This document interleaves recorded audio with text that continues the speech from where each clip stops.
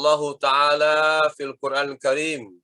A'udzu billahi minasyaitonir rajim. Bismillahirrahmanirrahim.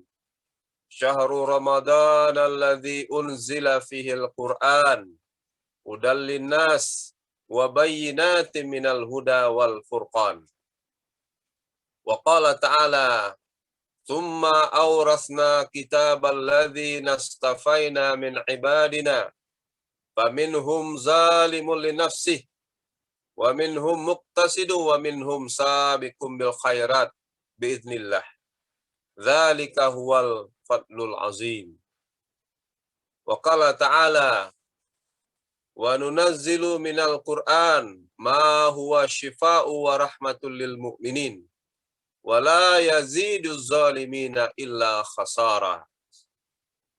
Wa qala ya ayuhan nas qad ja'akum mau'izatum mir rabbikum wa shifaa'un lima fis sudur. Wa qala ta'ala wa man a'rada an zikri fa inna lahu ma'isyatan danka wa nahsyuruhu yaumal qiyamati a'ma. Shadaqallahul azim. Ikhwan dan akhwat fillah rahimakumullah, pertama kita kembali bersyukur kepada Allah Subhanahu wa taala atas limpahan rahmat, nikmat dan karunia Allah. Kita semua masih diberi oleh Allah kesehatan, kekuatan dan kesempatan untuk hadir dalam majelis ini.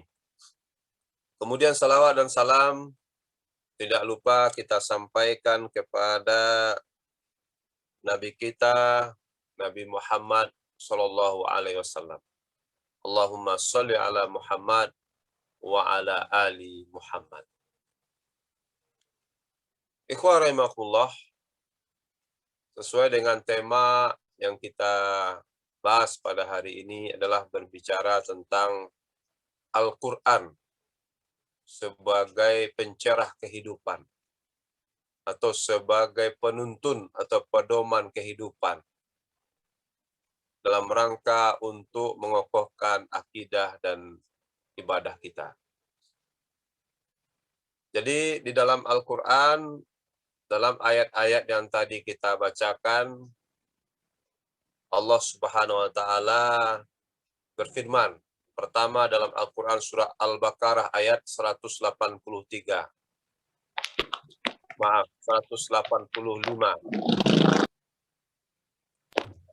Apa kata Allah Subhanahu wa taala? Syahrul Ramadan allazi unzila fihil Qur'an hudal linnas wa bayyinatin minal huda wal furqan. Bulan Ramadan adalah bulan diturunkannya Al-Quran. Hudal linnas sebagai petunjuk bagi manusia. Wa bayyinah sebagai pembawa berita-berita besar. Pembawa kabar atau informasi yang dibutuhkan oleh manusia. Wal furqan. Dan menjadi pembeda antara kebenaran dan kebatilan. Jadi Allah Subhanahu wa taala dalam ayat ini menjelaskan tentang apa itu fungsi Al-Quran. Jadi petunjuk hidup bagi manusia. Kemudian menjadi pembawa berita bagi manusia. Dan kemudian menjadi pembeda antara hak dan batil. Kemudian di dalam ayat berikutnya yang tadi kita bacakan, wa nunazzilu minal Qur'an ma huwa shifaa'u wa rahmatul lil mu'minin wa la yazidu zalimina illa khasara. Ini Al-Quran surah Al-Isra ayat 82. Kamilah yang menurunkan Al-Quran, kata Allah. Dia menjadi syifa, menjadi obat dan rahmat bagi orang-orang beriman. Dan dia tidak menambah kepada orang-orang zalim kecuali hanya kerugian saja. Jadi Al-Quran itu dia menjadi rahmat bagi orang-orang yang beriman. Tapi bagi orang-orang yang zalim, bagi orang-orang kafir, dia akan mendatangkan kerugian. Jadi Al-Quran tadi akan menjadi musibah atau akan menjadi sesuatu yang akan mendatangkan kepada orang-orang zalim itu adalah kerugian atau mendatangkan bencana bagi mereka. Bagaimana kita membaca dalam sirah, dalam sejarah bahwa ketika dibacakan Al-Quran, maka syaitan akan kepanasan, akan hangus terbakar mendengarkan bacaan Al-Quran tadi. Orang-orang yang tidak beriman akan merasakan kepanasan, ketidaktenangan, kegelisahan ketika Al-Quran dibacakan. Tapi orang-orang beriman ketika dibacakan Al-Quran, maka akan bertambahlah keimanannya. Ya, bagaimana dikatakan oleh Allah Subhanahu wa taala, innamal mu'minuna allazina iza dzukirallahu wajilat qulubuhum wa idza tuliyat alaihim ayatuhu zadathum imana wa ala rabbihim yatawakkalun. Sesungguhnya orang-orang beriman itu adalah ketika disebutkan nama Allah, bergetarlah hati mereka. Ketika dibacakan ayat-ayat Allah, dibacakan Al-Quran, maka bertambahlah keimanan mereka. Tapi kepada orang-orang zalim, wala yazidu zalimina illa khasara. Al-Quran itu tidak lain akan mendatangkan kerugian bagi mereka. Kemudian yang berikutnya, Al-Quran surat Yunus ayat 57 yang tadi kita bacakan. Ya ayuhan nas, qad ja'atkum mau'izatum min rabbikum wa shifa'ul lima fis sudur wa hudaw wa rahmatul lil mu'minin.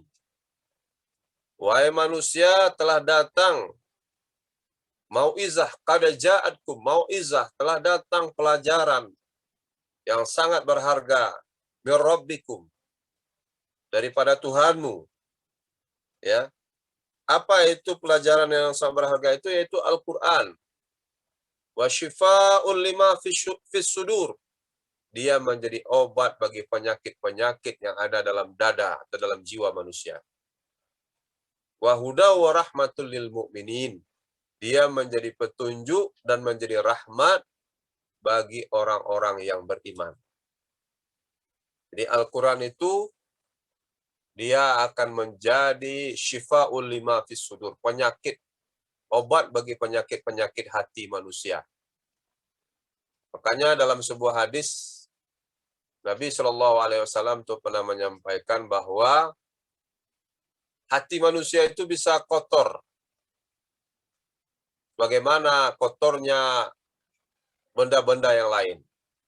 Segala sesuatu itu bisa kotor, kata Nabi. Termasuk hati manusia. Lalu para sahabat bertanya, lalu bagaimana cara membersihkan hati yang kotor itu ya Rasulullah? Maka beliau mengatakan, membersihkan hati yang kotor itu adalah dengan tilawatil Quran, dengan membaca Al-Quran. Mentadaburi Al-Quran, mempelajari kandungan isi Al-Quran, menghayatinya, membacanya, berulang-ulang. Karena inilah yang akan menjadi rahmat bagi orang-orang beriman, menjadi obat bagi penyakit-penyakit dalam hatinya. Jadi kalau kita punya penyakit dalam hati, apakah penyakit sombong, penyakit iri, dengki, maksiat, dosa-dosa, maka obatilah penyakit itu dengan membaca Al-Quran. Bacalah Al-Quran itu sebanyak-banyaknya, tadaburilah, pelajarilah, maka dia akan bisa menyembuhkan penyakit-penyakit itu dengan izin Allah. Biiznillah. Kemudian dalam ayat yang tadi kita bacakan juga, Tsumma awrasna kitabal ladzina istafaina min ibadina wa minhum zalimun li nafsihi wa minhum muqtasidun wa minhum sabiqun bil khairat biiznillah. Ya. Kemudian kami wariskan kitab kami, kitabal ladzina min ibadah, kepada hamba-hamba kami. Kami wariskan Al-Quran itu kepada hamba-hamba kami, kata Allah. Dan di antara hamba-hamba kami itu, faminhum zalimul linafsi, ada mereka yang menzalimi diri mereka sendiri. Faminhum muqtasidun, di antara mereka ada yang pertengahan. Faminhum sabiqum bil khairat, dan di antara mereka ada yang berlomba-lomba dalam kebaikan, atau yang terdahulu dalam kebaikan. Dzalika huwal fadlul azim, atau kata Allah Subhanahu wa taala, itulah nikmat Allah yang besar kepada hambanya. Jadi ikhwah rahimakumullah, di dalam ayat ini surah Fatir ayat 32, Allah Subhanahu wa taala mengatakan bahwa Al-Quran ini diwariskan oleh Allah, diturunkan oleh Allah kepada hamba-hambanya. Di antara hambanya itu ada yang zalimul nafsi, yang menzalimi diri sendiri. Jadi orang yang membaca Al-Quran, ada yang orang-orang beriman itu ada yang menzalimi dirinya sendiri. Apa artinya? Yang mereka kadang-kadang perbuatan dosanya atau kemudian amal solehnya itu lebih sedikit dibandingkan keburukan-keburukannya atau dosanya. Kemudian wa minhum muqtasid,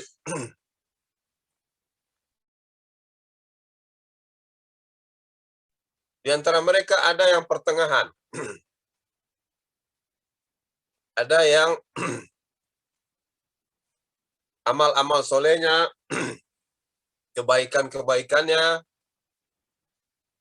itu mereka kerjakan sebatas kewajiban yang diberikan kepadanya. Kalau yang tadi, orang menzalimi diri sendiri, kadang-kadang kewajibannya itu dia kurangi atau kurang daripada yang seharusnya. Dan kadang-kala dibarengi juga kadang-kala dengan perbuatan dosa dan maksiat. Kalau yang muqtasidun tadi, ada yang mereka mengerjakan kebajikan-kebajikan, amal-amal soleh yang diperintahkan oleh Allah, tapi sebatas yang diperintahkan saja. Tidak menambah di atas itu.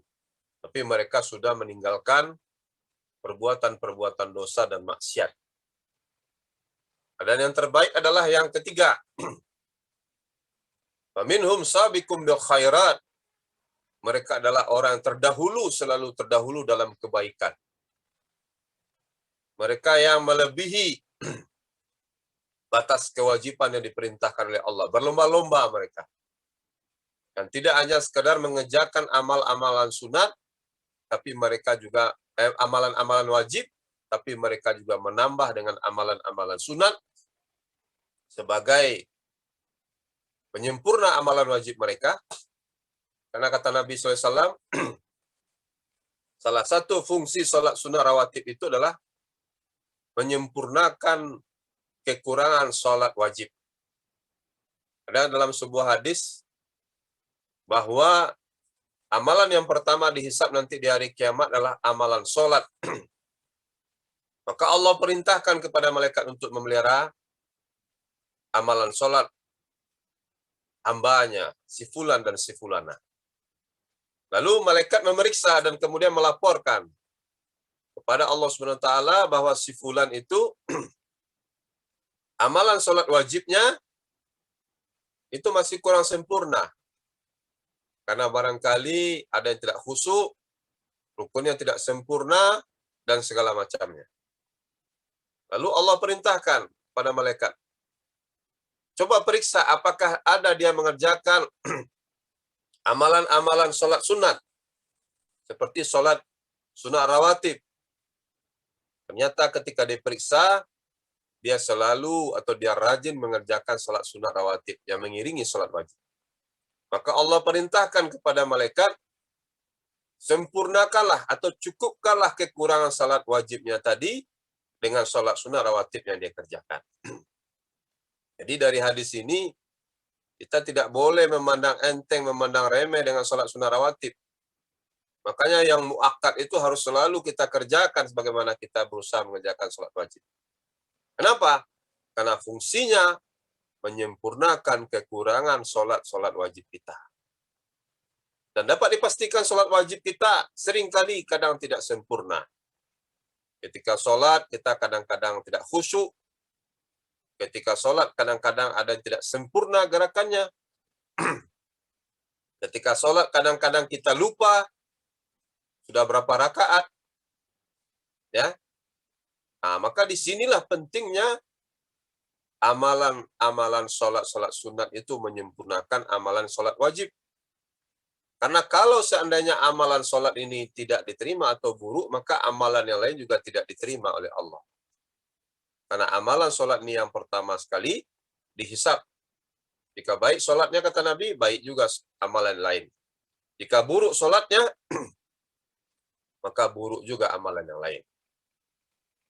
Di sini, 3 tipe hamba Allah dalam Al-Quran yang zalimul li nafsi, yang menzalimi dirinya sendiri, muqtasidun, yang pertengahan, ya, dan kemudian orang-orang yang sabiqun bil khairat, yang berlomba-lomba di dalam berbuat kebajikan. Kita tinggal memilih kita masuk golongan yang mana.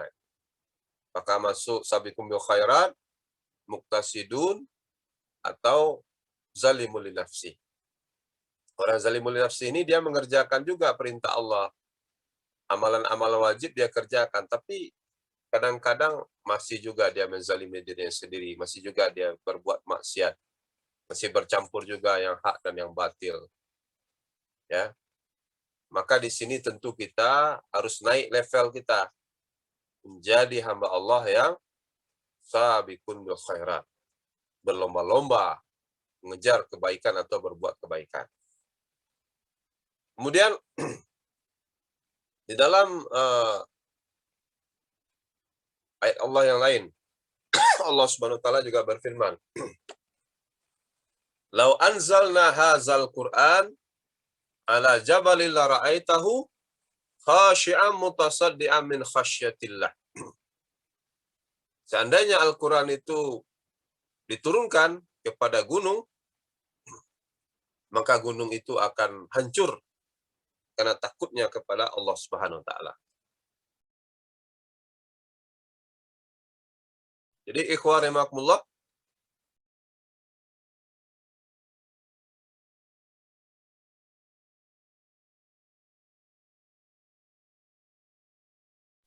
begitu agung dan mulianya Al-Quran sampai-sampai gunung pun bisa hancur karena takutnya kepada kemuliaan dan keagungan Al-Quran itu sendiri.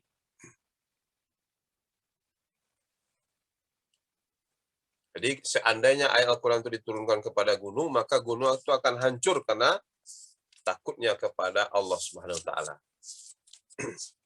Karena keagungan kalam Allah. Kemudian di dalam surat Al-Baqarah ayat 1 sampai ayat 5, yang mungkin kita semua rata-rata sudah hafal. Alif Lam Mim, zalikal kitabu la raiba fihi hudal lil muttaqin. Ya. Zalikal kitabu la raiba fihi. Inilah kitab Al-Qur'an la raiba fihi, dia tidak ada keraguan. Dan menjadi petunjuk bagi orang-orang bertakwa. Jadi tidak ada keraguan terhadap isi Al-Qur'an. Karena dia sudah dijamin oleh Allah ya sebagai petunjuk bagi orang-orang bertakwa. Alladzina yu'minuna bil ghaibi wa yuqimuna shalah wa mimma razaqnahum yunfikun. Yaitu orang bertakwa itu orang-orang yang beriman kepada yang gaib, mendirikan sholat, dan menginfakkan sebagian daripada rezeki yang diberikan kepada mereka. Walladzina yu'minuna bima unzila ilaika. Dan mereka yang beriman kepada yang diturunkan, kitab yang diturunkan kepada mereka, maupun yaitu Al-Quran dan kitab yang diturunkan sebelumnya kepada para nabi dan rasul yang lain. Mama unzila min qablik wabil akhirati hum yuqinun.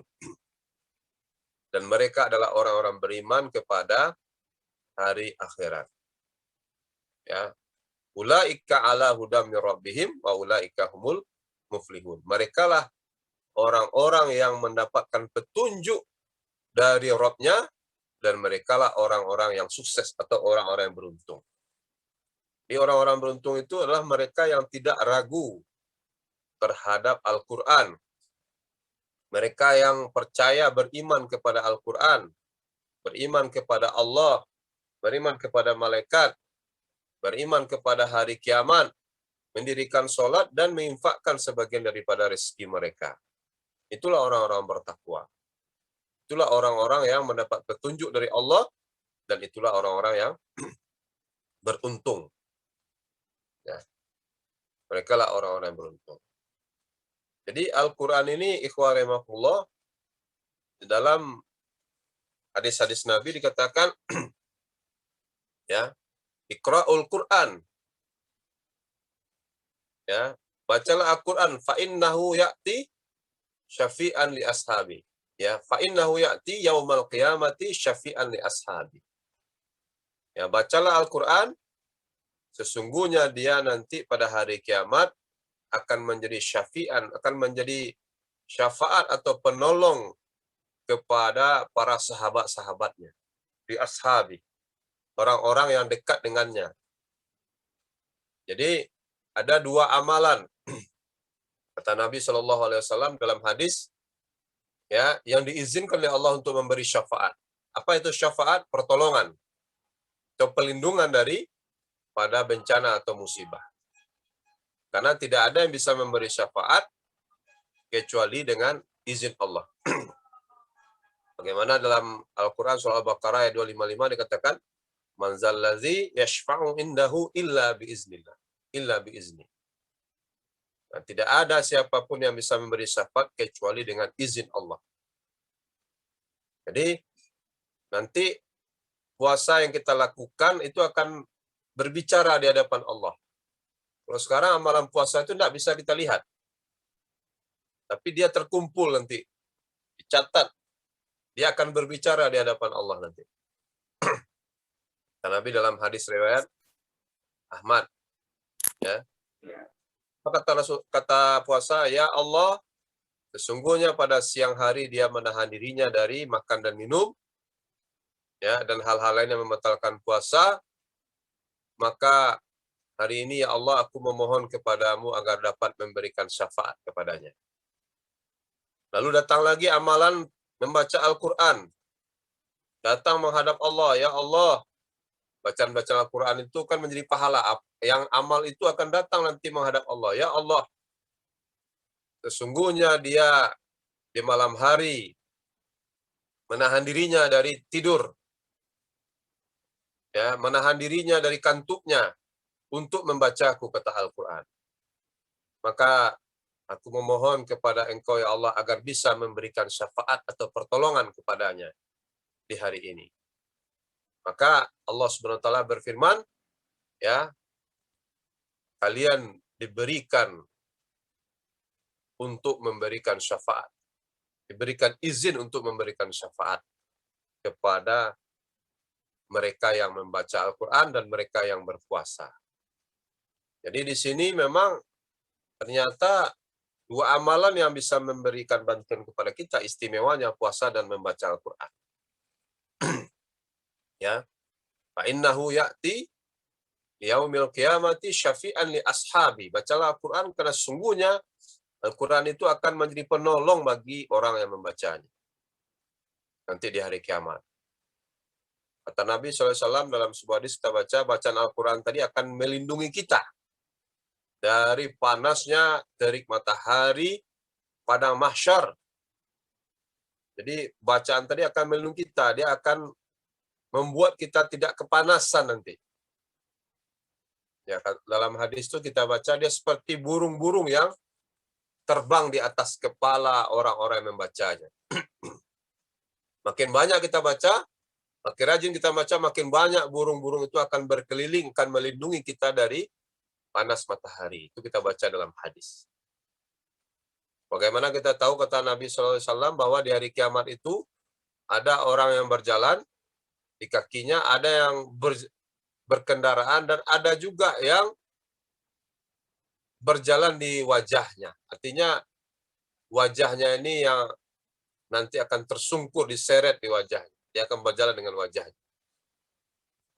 Pada masa nanti manusia akan berkeringat sangat banyak, sampai ada yang berkeringat itu setinggi lututnya, setinggi mata kakinya, setinggi pinggangnya, dan ada yang bahkan sampai setinggi telinganya, kata Nabi. Semakin banyak dosanya, maka akan semakin banyak keringat yang akan dia keluarkan nanti. Maka beruntunglah orang-orang yang membaca Al-Quran, dia akan fa'innahu ya'ti, ya, liyaumil kiamati li ashabi. Dia akan menjadi penolong, ya, bagi orang-orang yang membacanya. Ya, syafi'an li ashabi. Dia akan menjadi penolong bagi orang-orang, menjadi syafaat bagi orang-orang membacanya. Dan juga dalam hadis lain kita baca juga bahwa tingginya tingkatan surga seseorang itu tergantung kepada banyaknya Al-Quran dia baca. Jadi semakin banyak dia baca Al-Quran, maka akan semakin tinggi surganya. Tergantung pada akhir ayat yang dia baca, kata Nabi SAW. Jadi semakin banyak kita membaca, maka akan semakin tinggi tingkatan surga yang akan kita dapatkan. Ini luar biasa bacaan Al-Quran ini. Dia menjadi obat bagi penyakit yang ada dalam dada. Dia menjadi syafaat bagi orang-orang yang membacanya nanti di hari kiamat. Dia menjadi petunjuk hidup. Dia memberikan ketenangan. Bahkan ada orang-orang yang sudah divonis oleh dokter penyakit parah, kanker stadium 4. Ada yang dengan izin Allah sembuh dia dengan dia melakukan terapi tilawah Quran. Ada yang membaca Quran sampai 10 juz sehari, dia khatamkan sekali 3 hari. Dengan izin Allah, ternyata bacaan-bacaan Al-Quran tadi mampu menghancurkan dan membunuh sel-sel abnormal, sel-sel kanker yang ada dalam tubuhnya. Ya, sudah banyak yang terbukti itu sembuh dengan izin Allah. Karena Allah sendiri sudah menjanjikan, wa nunazzilu minal Qur'an ma huwa syifaa'u wa rahmatul lil mu'minin. Dan kami yang menurunkan Al-Quran, dia menjadi obat dan rahmat bagi orang beriman.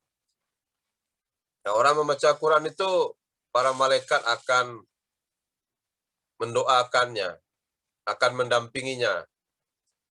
Bahkan ada hadis mengatakan kalau ada suatu majelis ilmu di mana di situ dibacakan Al-Quran, ada sekelompok malaikat yang setiap hari itu terbang berkeliling di seluruh penjuru bumi ini, mencari majelis-majelis ilmu di mana di situ dibacakan Al-Quran. Dan mereka sangat senang hadir dalam majelis itu, walaupun manusia ya tidak bisa melihatnya. Kan tetapi mereka membentangkan sayapnya karena begitu ridhonya mereka dengan majelis-majelis tersebut. Di ikhwan rahimakumullah, begitu luar biasanya bacaan Al-Quran itu. Bahkan dalam hadis lain Nabi SAW mengatakan bahwa Al-Quran atau orang yang ahlul Quran itu, dia disebut juga dengan ahlullah. Jadi disebut juga dia dengan keluarganya Allah dalam tanda kutip. Allah kan tidak punya anak, tidak punya istri, tidak punya keluarga. Tapi dia diibaratkan bahwa sesungguhnya, kata Nabi, Allah itu memiliki ahlullah, memiliki ahli-ahli keluarga di muka bumi ini. Para sahabat terkejut. Ya, siapakah keluarga Allah di muka bumi ini? Maka Nabi SAW mengatakan keluarganya Allah di muka bumi inilah ahlul Quran. Orang yang rajin berinteraksi dengan Al-Quran, membacanya, mentadaburinya, mengkajinya, mendakwahinya, mendakwahkannya. Dalam hadis lain disebutkan khairukum man ta'allamal Qur'an wa 'allamahu. Sebaik-baik di antara kamu adalah orang yang mempelajari Al-Quran dan mengajarkannya. Jadi manusia terbaik di mata Allah itu siapa? Orang yang selalu mempelajari Al-Quran. Itulah manusia terbaik. Jadi kalau kita ingin terbaik di mata Allah, pelajari Al-Quran itu. Apapun status kita, dimanapun pendidikan kita, maka harus sediakan waktu setiap hari mempelajari Al-Quran dan juga mengajarkannya kepada orang lain. Mengajarkan isinya, mengajarkan cara membacanya, maka di mata Allah itulah sebaik-baik manusia. Bukan orang banyak duitnya, bukan orang yang banyak gelarnya, bukan orang yang baik fisiknya, tidak. Tapi di mata Allah, sebaik-baik manusia adalah yang mempelajari Al-Quran dan mengajarkannya. Ya, jadi begitu luar biasa nilai Al-Quran ini di mata Allah Subhanahu Wa Taala. Jika kita pelajari, maka dia akan memberi petunjuk bagi kita. Bagaimana menguatkan akidah kita. Petunjuk dalam melaksanakan ibadah kita. Beriman kepada Allah. Qul huwallahu ahad. Katakanlah bahwa Allah itu satu, esa. Allahus samad. Allah tempat bergantung segala sesuatu. Jadi kita tidak boleh bergantung kepada selain Allah. Ada orang bergantung kepada orang lain. Ya, orang lain akan pergi meninggalkan dia. Bergantung kepada manusia, manusia akan pergi. Bergantung pada harta, harta akan hilang. Bergantung kepada jabatan, jabatan suatu saat akan lepas. Maka akhirnya banyak manusia yang gantung diri gara-gara bergantung kepada makhluk. Jadi harusnya bergantung kepada yang maha kuat, yaitu Allah Subhanahu Wa Taala. Lam yalid wa lam yulad, dia tidak beranak dan tidak juga diperanakkan. Tidak mungkin Allah itu punya anak. Sama dia dengan makhluknya. Dia tidak butuh makhluk lain. Allah itu satu, dia berdiri sendiri. Walam yakul lahu kufuwan ahad, dan tidak ada yang bisa menandingi Allah, menyerupai Allah, tidak ada yang bisa. Tidak ada yang bisa menandinginya, kehebatannya, kemahamuliaannya, keagungannya, kebesaran, kemahabesaran, tidak ada yang bisa menandingi Allah. Ini kalau kita baca ayat ini kan ini memperkokoh ibadah kita. Ya, mengukuhkan akidah kita, keyakinan kita kepada Allah Subhanahu Wa Taala. Dan kalau kita baca pula ya ayat-ayat Allah yang lain yang bagaimana menjelaskan tentang hari kiamat, menjelaskan tentang bagaimana proses terjadinya hari kiamat, termasuk juga menjelaskan tentang bagaimana azab Allah kepada orang-orang yang kafir dan engkar. Ya, sebagaimana dalam surah An-Naba itu apa dikatakan? Inna jahannama kanat mirsada lit-taghina ma'aba labisina fiha ahqaba. Ya, sesungguhnya neraka jahanam itu ada tempat-tempat pengintainya. Jadi para malaikat yang menjaga neraka itu disediakan tempat untuk mengintai para penghuni neraka. Mereka tidak akan bisa lari, tidak bisa keluar. Lit-taghina ma'aba, itu disediakan neraka jahanam itu bagi orang-orang yang suka melampaui batas. Ya, suka bermaksiat. Ya, suka berkelebihan, kelewatan. Labisina fiha ahqaba. Mereka di sana berabad-abad lamanya, kata Allah. Bayangkan itu. Na'udzubillah min zalik. Berabad-abad lamanya dalam neraka. Tidak bisa kita bayangkan. Satu hari saja di akhirat sama dengan 1000 tahun di dunia. Ini berabad-abad. Beratus-ratus tahun. La yazukuna fiha barda wala syaraba. Mereka tidak akan merasakan kesejukan sedikit pun. Dan tidak akan mendapat minum walau setetes air pun. Jadi di neraka itu tidak ada kesejukan. Tidak ada AC. Tidak ada ya udara dingin. Yang ada adalah udara panas. Dan tidak akan diberi minum sedikit pun. Ya. Illa hamima wa ghassaka. Kalau mereka mau minta minum, kecuali diberi minum apa? Hamim dan ghassak. Hamim itu adalah tembaga yang dipanaskan. Jadi minumannya tembaga yang dipanaskan. Bayangkan itu berapa panas sesungguhnya. Ghassaq itu apa? Minuman yang terbuat dari darah dan nanah. Jaza'au wifaqa innahum kanu la yarjuna hisaba wa kazzabu bi ayatina kizzaba. Itu balasan yang setimpal untuk mereka. Jaza'au wifaqa. Innahum kanu la yarjuna hisaba. Sesungguhnya mereka di dunia la yarjuna hisaba, tidak mengharapkan adanya hari pembalasan itu, atau tidak percaya kepada hari pembalasan. Mereka tidak percaya dengan dibalasnya amalan-amalan buruk, dosa-dosa. Auzubillah. Tidak percaya mereka dengan hari pembalasan. Ya. Kemudian kata Allah Subhanahu wa taala, ya, illa hamima wa ghassaqa jazaa'u wifaqa innahum kanu la yarjuna hisaba wa kazzabu bi ayatina kizzaba. Dan mereka ketika di dunia wa kazzabu bi ayatina, mendustakan ayat-ayat Allah dengan sedusta-dustanya. Jadi mereka tidak percaya dengan ayat Allah Subhanahu wa taala. Mereka mendustakan isi kandungan Al-Quran. Mereka mencoba ya, tidak percaya. Ya, mereka dustakan. Mereka bohongi kandungan Al-Quran. Nauzubillah min dzalik. Itulah yang akan mendapatkan tadi minuman hamima wa ghassaq tadi. Mereka tidak akan merasakan kesejukan dan tidak akan diberi minum. Bayangkan, kita setengah hari saja tidak berpuasa. Begitu hausnya kita, apalagi berabad-abad tidak diberi minuman. Ketika itu tidak ada lagi rasa kasihan. Kasih sayang Allah sudah dicabut kepada orang-orang yang kafir. Nauzubillah. Semoga kita terhindar dari hal demikian. Maka pengasih dan penyayangnya Allah bagi hamba-hambanya selagi masih diberi kesempatan di dunia.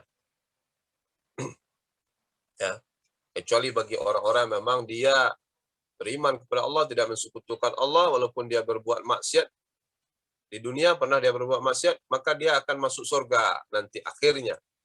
Tapi setelah dosa-dosanya dibersihkan dulu di neraka.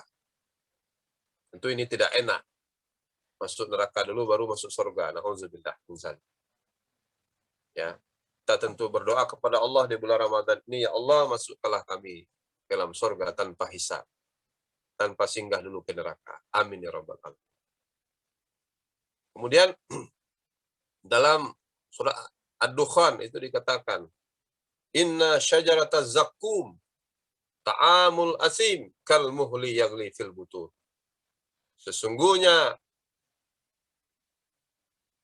pohon zakum itu, ta'amul asim, adalah makanan bagi orang-orang yang berdosa. Kal muhli yaghli fil butun, dia seperti minyak yang mendidih dimasukkan ke dalam perut manusia. Nauzubillah. Jadi bagi para penghuni neraka, orang-orang yang di dunia suka berbuat dosa, maka nanti akan diberi makanan dari buah zakum, dari pohon zakum. Pohon zakum itu bagaimana? Kal muhli yaghli fil butun, dia seperti minyak yang mendidih yang dipanaskan, yang dimasukkan ke dalam perut manusia. Dalam hadis lain disebutkan, dalam riwayat lain dikatakan bahwa pohon zakum itu, bahwa mayangnya seperti kepala setan yang berduri, buahnya seperti kepala setan yang berduri-duri.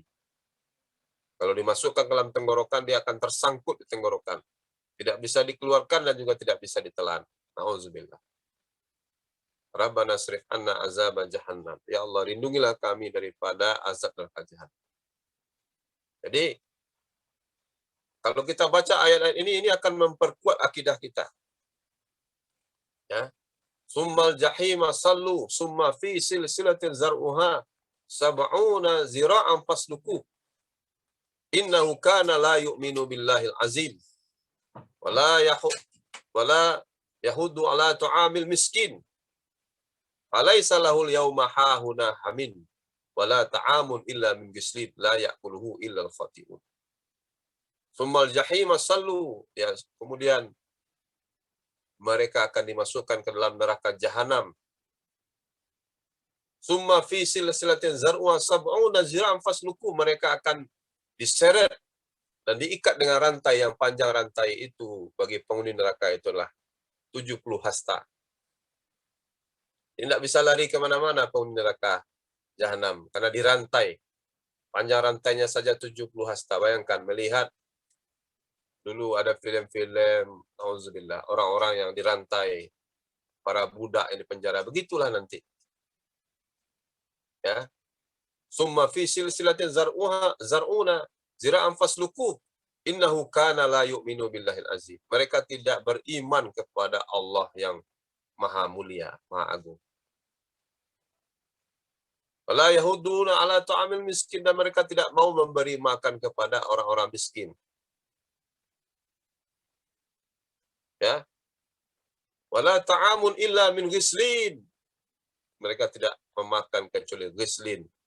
Ghislin itu minuman yang terbuat daripada darah dan nanah. Ya, jadi na'udzubillah. Jadi kita berlindung ya kepada Allah Subhanahu wa taala daripada azab-azabnya. Ya, karena sungguhnya dunia ini sementara hakikatnya. Ya. Innamal hayatud dunya illa mata'ul ghurur, kata Allah Subhanahu wa taala. Sesungguhnya ke dunia ini hanyalah kesenangan yang menipu. Innamal hayatud dunya illa la'ibu wa lahu. Sungguhnya kehidupan dunia ini hanya permainan yang senda gurau. Itu singkat. Begitu dekat manusia dengan yang namanya kematian. Dengan kampung akhirat yang memutus segala kenikmatan di dunia.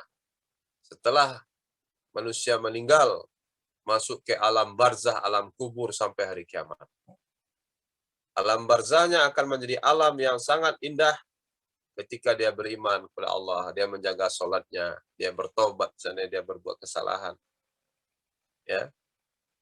Kemudian nanti ya alam barzahnya akan dibukakan pintu surga sehingga dia melihat pemandangannya dan kemudian merasakan dinginnya hawa surga.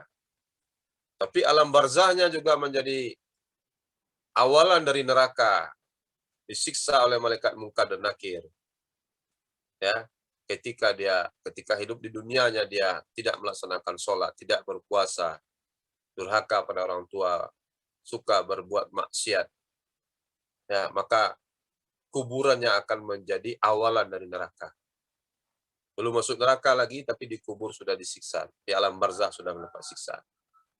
Jadi, jangan kita gadaikan alam barzah dan alam akhirat kita hanya untuk alam dunia yang sementara. Jauh lebih singkat hidup dunia ini. Coba bayangkan berapa lamanya di alam barzah Nabi Adam sampai hari ini. Tidak bisa kita hitung berapa ribu tahunnya. Ya, kita pun tidak juga bisa menghitung nanti berapa ribu tahun kita. Bisa jadi cepat atau bisa dilambat. Wallahu a'lam di alam barzah. Maka marilah selama kita dunia ini kita persiapkan segala amal kita. Jadi dengan kita membaca Al-Quran, kita akan semakin timbul ketakwaan kita kepada Allah. Apa itu takwa? Itu takut kepada Allah. Rasa takut. Jadi arti takwa itu dalam bahasa Arab itu artinya takut, waspada, hati-hati. Itu arti takwa. Jadi dalilnya itu ada surah Al-Anfal ayat 25. Wattaqu fitnatan la tusibanna allazina zalamu minkum khassah wa'lamu anallaha syadidul iqab. Takutlah kamu, kata Allah, kepada azab yang tidak hanya khusus menimpa orang-orang zalim saja di antara kamu. Jadi artinya azab Allah ini tidak hanya kepada orang-orang berbuat dosa, kepada orang yang tidak bersalah pun juga akan terkena azab kalau Allah turunkan azab. Ya. Contoh ketika tsunami Aceh kemarin, itu kan tidak hanya orang-orang yang berbuat dosa saja, orang-orang zalim saja yang terkena akibat. Mulai dari orang soleh sampai orang biasa, orang yang bermaksiat itu pun terkena akibat.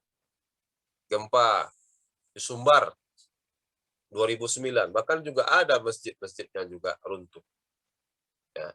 Jadi oleh karena itu disuruh oleh Allah, takutlah. Jadi arti takwa itu takutlah kepada Allah. Kemudian dalam surah Al-Imran ayat 131 dikatakan, wattaqun naral lati uiddat lil kafirin. Takutlah kamu kepada neraka yang disediakan bagi orang-orang kafir. Ya. Jadi Allah menyuruh kita takut, dan rasa takut kepada Allah ini memang harus kita miliki. Jadi orang bertakwa itu disebut orang yang takut kepada Allah. Makanya dalam ayat lain dikatakan innama yakhsyallahi min ibadihil ulama. Sesungguhnya orang-orang yang takut kepada Allah di antara hamba-hambaku, itulah yang disebut dengan ulama. Jadi orang-orang berilmu. Jadi semakin tinggi ilmunya, semakin takut dia kepada Allah. Jadi orang ya yang takut kepada Allah itu yang disebut orang berilmu. Jadi kalau dia tidak takut kepada Allah, tidak bisa dia disebut orang berilmu. Dan untuk meningkatkan rasa takwa dan rasa takut kepada Allah tadi adalah dengan memperdalam ilmu. Ilmu apa? Itu ilmu Al-Quran dan hadis.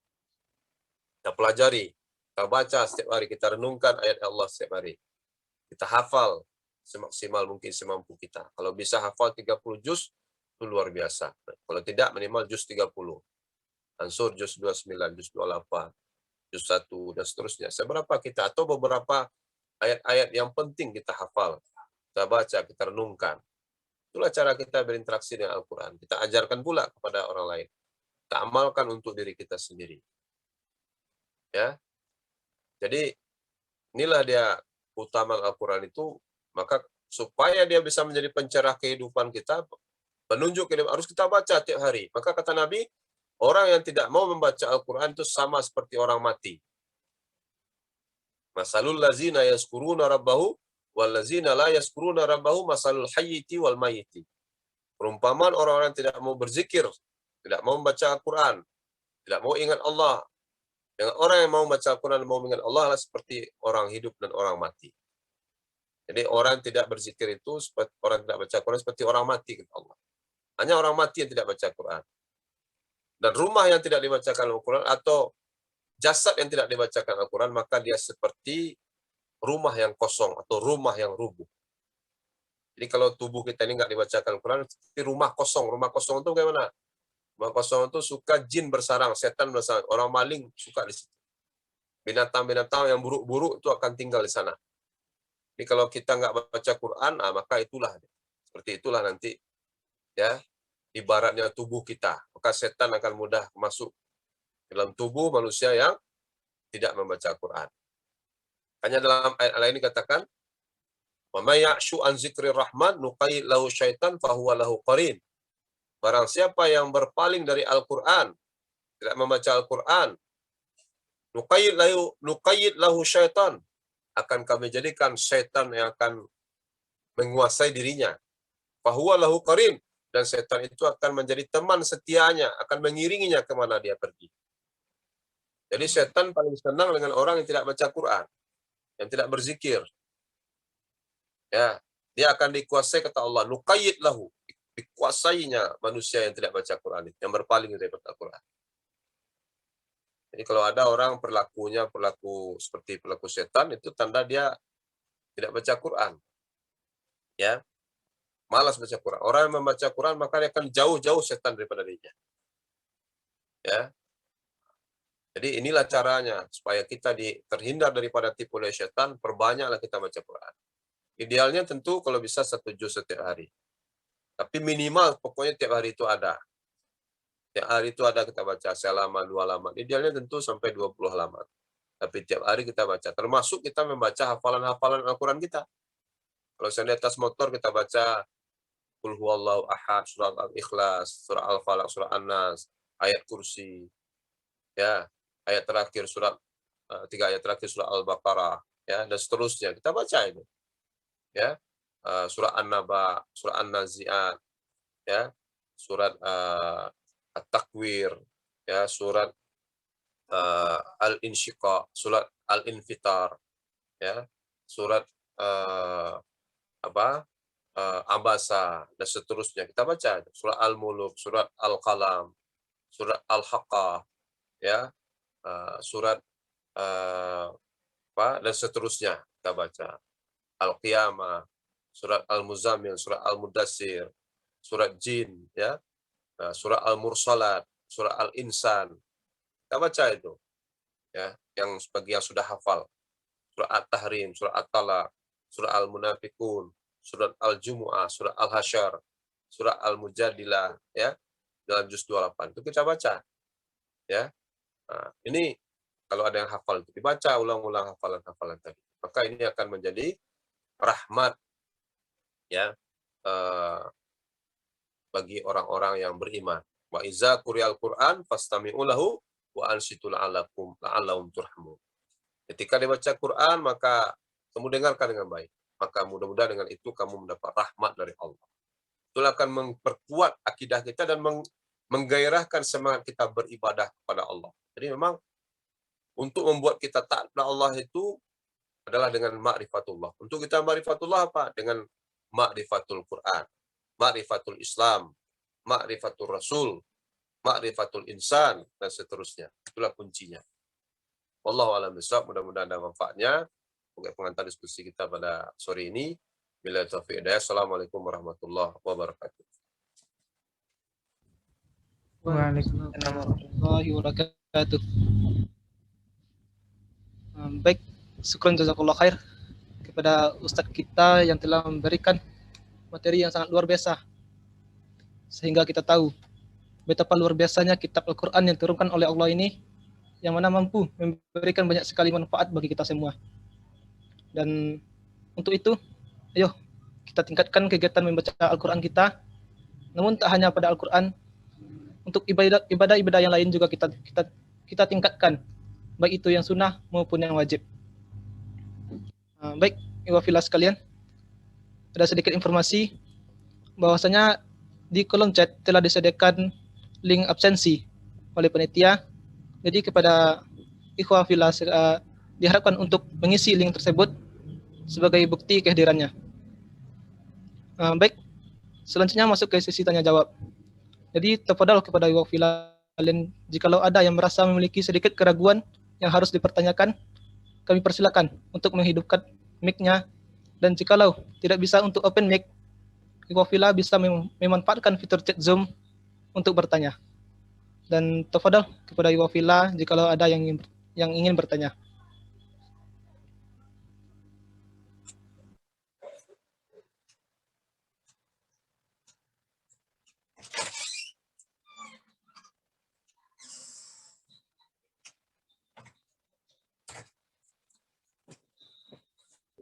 Izin bertanya moderator. Tafadhal. Silakan, Mbak. Baik, bismillahirrahmanirrahim. Assalamualaikum warahmatullahi wabarakatuh, Ustadz dan teman-teman. Perkenalkan, Ana Dinda Mutiasari dari Teknik Lingkungan Angkatan 2019. Sebelumnya, jazakallah khair kepada Ustadz atas waktu dan ilmunya. Jadi begini Ustadz, kita sama-sama tahu bahwa Al-Quran itu petunjuk bagi manusia, maka sudah sepatutnya kita mentadaburi dengan membaca, memahami, mengamalkan, serta mengajarkannya Ustadz. Namun saat kita sudah mengetahui keutamaan-keutamaan dari Al-Quran, tetap saja ada halangan atau kendala dari diri sendiri, misalnya ada rasa malas atau berat saat membaca Al-Quran Ustadz. Mungkin di bulan Ramadan ini kita sangat bersemangat Ustadz, namun jika di luar Ramadan kendala seperti ini mungkin bisa saja dialami Ustadz. Nah pertanyaannya Ustadz, apa yang membuat seseorang itu terasa berat saat membaca Al-Quran Ustadz? Jangankan untuk membacanya, mungkin di luar Ramadan Al-Quran itu mungkin sudah berdebu Ustadz, atau seakan-akan merasa dirinya itu paling sibuk hingga memiliki waktu untuk membaca Al-Quran Ustadz. Dan apa solusinya jika kita berada dalam kondisi itu Ustadz? Terima kasih Ustadz, Anda kembalikan kepada moderator. Baik, syukran kepada Dinda. Mungkin bisa langsung jawab ya Ustadz, kepada Ustadz atau Fadal. Baiklah, jadi kata Nabi Shallallahu Alaihi Wasallam dan juga sahabat Utsman bin Affan mengatakan, apa kata beliau? Sesungguhnya hati yang bersih itu tidak akan pernah puas membaca Al-Quran. Jadi hati yang bersih tidak akan pernah puas, tidak akan pernah haus dahaganya dengan membaca Al-Quran itu. Artinya orang yang hatinya bersih dia tidak akan pernah bosan membaca Al-Quran. Semakin Al-Quran itu dibaca akan semakin membuat dia senang, membuat dia semakin rindu membaca Al-Quran, semakin membuat dia ketagihan dengan Al-Quran.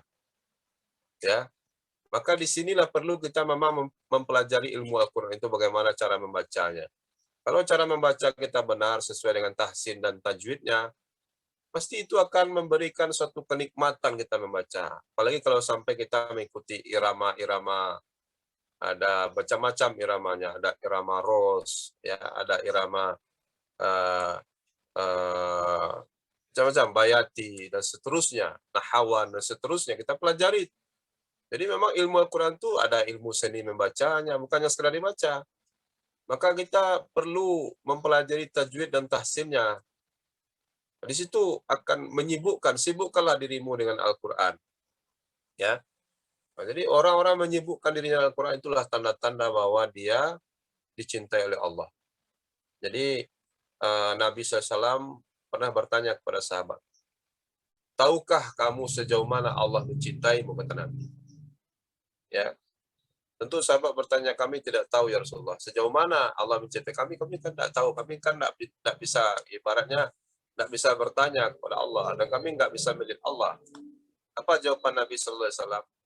Sejauh mana engkau mencintai Al-Quran, maka sejauh itulah Allah mencintai. Ya, ini kita jadi catatan. Sejauh mana engkau mencintai Al-Quran, maka sejauh itulah Allah mencintai. Jadi sudah sejauh mana kita mencintai Al-Quran itu setiap hari? Ya, kalau kita mencintai Al-Quran hari-hari, kita nggak bisa lepas dari Al-Quran. Ya, kemana kita selalu ingat membaca Al-Quran, merenungkan Al-Quran, senang ketika ayat Al-Quran dibacakan.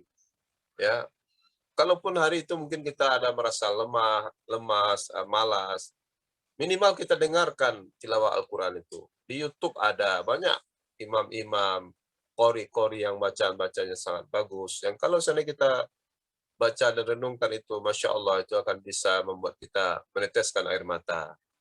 Ya, menyentuh hati kita. Karena bacaan Al-Quran itu memang dia punya mukjizat, punya keajaiban yang bisa membuat hati kita itu menjadi tersentuh. Bahkan orang-orang kafir pun bisa menangis dia mendengarkan Al-Quran itu dibacakan. Tidak sama dengan kitab lain. Tidak ada satupun kitab dunia ini yang bisa dihafal oleh anak kecil, oleh jutaan manusia kecuali Al-Quran. Ya, ini salah satu bukti mukjizat Al-Quran. Ya, nah, jadi apa sebabnya kita malas baca Quran itu berarti pertanda bahwa hati kita belumlah bersih, masih ada kotorannya. Lalu bagaimana caranya? Maka paksakan diri. Maka dia seperti kita katakan tadi bahwa pembersih hati itu adalah zikrullah. Dan sebaik-baik zikrullah itu adalah membaca Al-Quran. Ya. Termasuk juga berzikir, membaca kalimat la ilaha illallah. Afdalu zikri fa'lam annahu la ilaha illallah. Ada seorang sahabat yang mengeluh kepada Nabi, imannya sedang terasa lemah. Lalu dia bertanya, bagaimana caranya meningkatkan iman yang lemah ini ya Rasulullah? Kata Rasulullah SAW, perbanyaklah membaca la ilaha illallah. Jadi kalau kita sedang lemah iman, berzikir la ilaha illallah, la ilaha illallah, la ilaha illallah. Nah, sedang duduk kita, selesai kita sholat, perbanyak baca 100 kali. Ya, maka itu akan merecat lagi iman kita. Ya, dan malas itu datangnya dari setan dan juga dari hawa nafsu kita, maka dilawan rasa malas tadi. Ya, dan di situ juga kadang-kadang kita gunanya kita saling mengingatkan. Manusia ini kan juga terinspirasi dan terpengaruh dengan lingkungannya. Maka dengan kita mengingatkan, ada ya, sudahkah Anda baca Quran hari ini, atau kita baca Quran, kita itu gunanya kita liko setiap minggu. Ya, kita ikut pengajian tiap minggu, ikut majelis taklim tiap minggu, atau bahkan mungkin tiap hari bisa majelis taklim secara online. Kajian-kajian seperti yang kita lakukan hari ini, itu manfaatnya memang untuk mengingatkan kita, karena manusia ini al-insan. Insan itu artinya pelupa, makhluk yang pelupa. Jadi kita ini memang, walaupun kita diberi oleh Allah kemampuan mengingat, tapi ada kalanya kita lupa, dan lupa itu fitrah. Justru kalau kita lupa itu ada kalanya juga baik. Kalau kita masih ingat dengan kejadian horor dalam hidup kita sampai hari ini, mungkin kita nggak akan bisa tenang. Maka makin lama kita merupakan hal-hal yang traumatis. Tapi juga kadang-kadang hal-hal baik kita lupa juga. Dan kadang-kadang lupa itu juga bisa ditimbulkan oleh setan. Setan membuat manusia lupa kepada dirinya, lupa kepada dia sudah sholat atau belum, lupa dia puasa atau tidak, gitu. Nah, maka di sini kita perlu saling mengingatkan. Jadi untuk melawan malas tadi, ya dengan kita bangkitkan semangat, kita dengarkan tausiah, ya, kita baca dia. Ketika malas itu terus kita lawan. Kita ambil Quran itu kita baca. Lalu kita perbanyak membaca La ilaha illallah. Begitu kira-kira tanggapannya.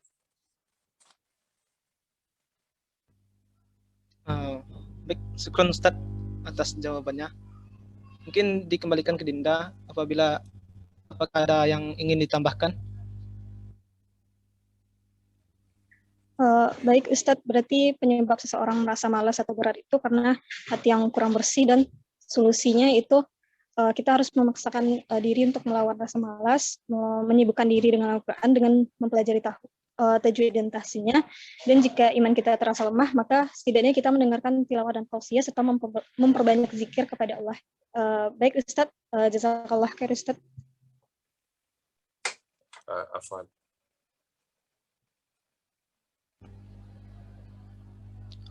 Baiklah, wafillah sekalian.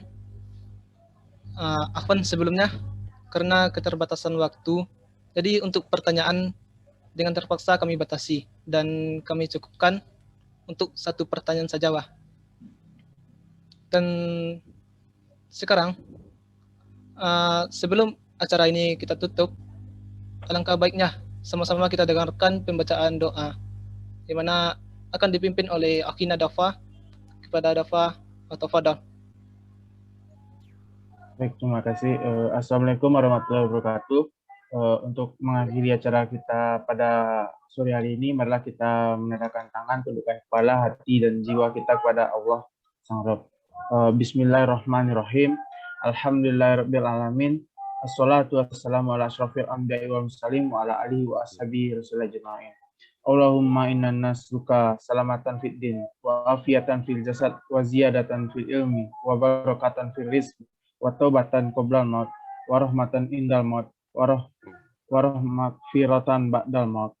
Ya Allah, acara ini ditujukan tidaklah lain hanya untuk memperoleh ridha-Mu semata.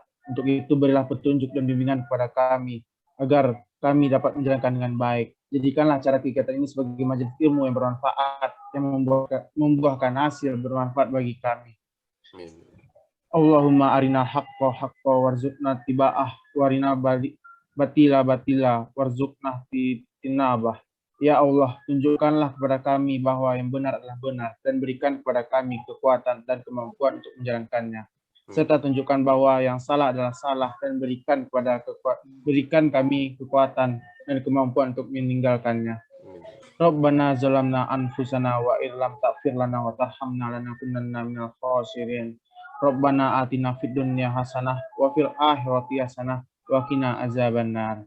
Amin amin ya rabbal alamin. Assalamualaikum warahmatullahi wabarakatuh. Waalaikumsalam warahmatullahi wabarakatuh. Syukron jazakallah khair kita ucapkan kepada Dafa dan juga kepada Ustadz mengucapkan dan berbagi ilmu kami. Dan dengan berakhirnya doa tadi, maka acara kita pada sore hari ini telah berakhir. Dan Bu Direktur izin mengundurkan diri. Wabillahi taufik wal hidayah. Assalamualaikum warahmatullahi wabarakatuh. Waalaikumsalam. Waalaikumsalam warahmatullahi wabarakatuh. Ya, saya juga izin ya semua.